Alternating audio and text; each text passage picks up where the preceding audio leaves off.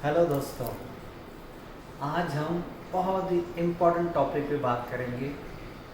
Cricket world cup final 2023 between India and Australia.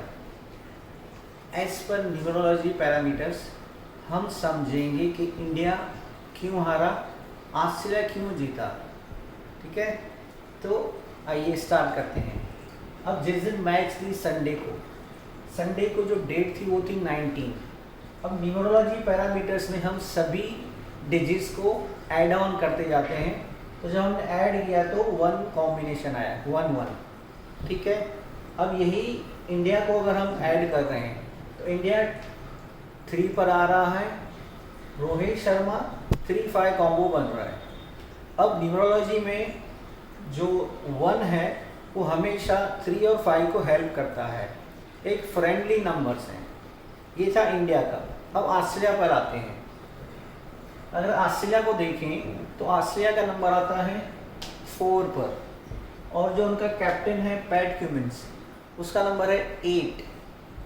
ये हाँ 8। अब न्यूमरोलॉजी में जो 8 है और जो 1 है उनकी आपस में नहीं बनती है, इसलिए हमें बहुत ज़्यादा लोगों ने कहा कि ऑस्ट्रेलिया मैच हारेगी और इंडिया मैच जीतेगी।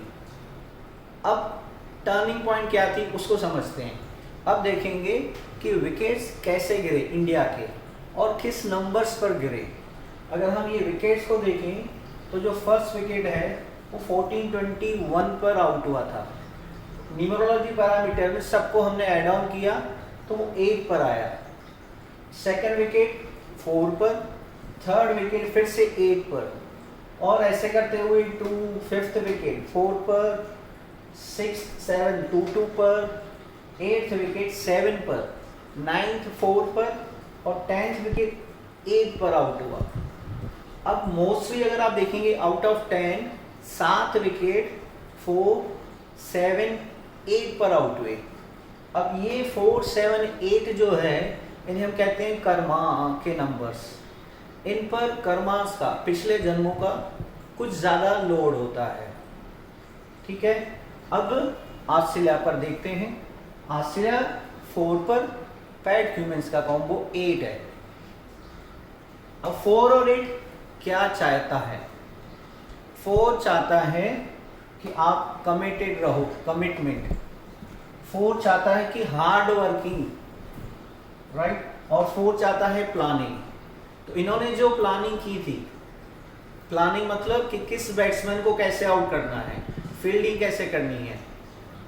सूर्य कुमार यादव बेस्ट एग्जाम्पल है। उन्होंने एक प्रॉपर प्लानिंग के साथ सूर्य कुमार यादव को आउट किया था, अगर आपको याद हो तो। और नंबर 8 क्या चाहता है? नंबर 8 डिसिप्लिन चाहता है। डिसिप्लिन था उनकी फील्डिंग में। उन्होंने मुश्किल से कोई बाउंड्री दी, कितनी बाउंड्रीज उन्होंने सेव करी थी। फिर leadership, throughout the match वो एज ए लीडर ही फंक्शन कर रहे थे। और एम्बिशन, वो एक एम्बिशियस ही होकर आए थे कि हमें मैच जीतना है। तो जब 4 और 8 कमिटेड हैं, डिसिप्लिन है, तो उन्हें भाग्य, यूनिवर्स भी हेल्प करता है। वो कैसा हुआ? टर्निंग पॉइंट ये थी कि जो पैट क्यूमिंस है उसने वॉन द टॉस एट 13:33। ये 13:33 को अगर ऐड करते हो तो 1 आता है, और 1 जो है सबको हेल्प करता है। तो सूर्य देव ने इस 4-8 को हेल्प किया, उन्होंने कर्मा किया तो उनको उनके बेनिफिट्स हुए। अब इंडिया के उस दिन जो कार्मिक अकाउंट था कुछ हेवी था, इसलिए उनके इतने सारे विकेट्स 4 7 8 पर गए। तो यहाँ पर हम ये कहेंगे कि इंडिया हारा बिकॉज ऑफ बैड कर्मास और ऑस्ट्रेलिया जीता because of commitment and good karmas. उन्होंने अपने नंबर्स की क्वालिटीज़ को जस्टिफाई किया। तो इंडिया हारा नहीं, ऑस्ट्रेलिया जीता है। तो ऐसे हम किसी भी इवेंट को एज पर न्यूमरोलॉजी कैलकुलेट कर सकते हैं, एनालाइज कर सकते हैं। तो आई होप कि आपको ये न्यूमरोलॉजी कैलकुलेशन समझ में आई हो, और अगर आपको ये वीडियो अच्छा लगा है तो आप लाइक करेंगे, सभी के साथ शेयर करेंगे, और सब्सक्राइब भी करेंगे। आप सभी का बहुत ज़्यादा धन्यवाद। Thank you.